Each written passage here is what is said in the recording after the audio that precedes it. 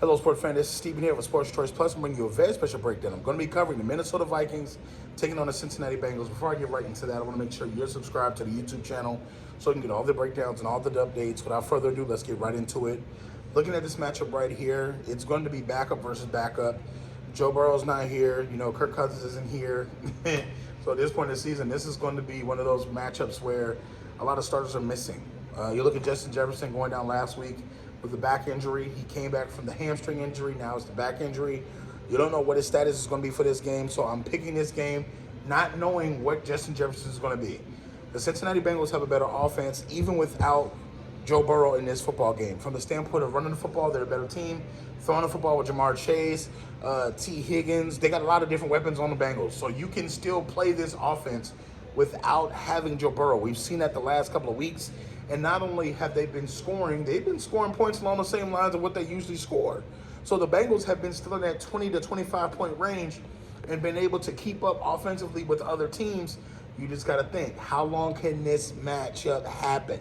How long can they continuously fire on cylinders offensively and give that defense a little bit of help so they don't have to be perfect 4 quarters of football? You got to look at this. Minnesota Vikings were only able to muster up 3 points against the Raiders.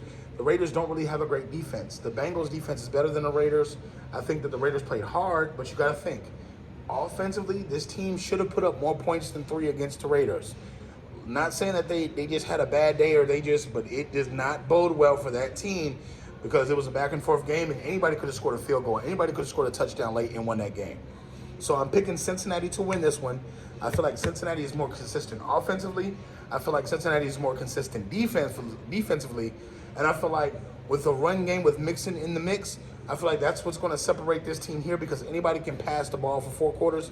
Anybody can throw for 100 yards here, 125 there, 80 yards here, and have a 300-yard game. But you got to think, what offense is set to sustain what they're doing for the rest of the season? I think it's the Bengals in this one. Bengals over the Vikings, folks. Are you Bengals fans? Are you Vikings fans? Get in the comment section below. Definitely check out Sports Choice Plus. I will see you in the very next video.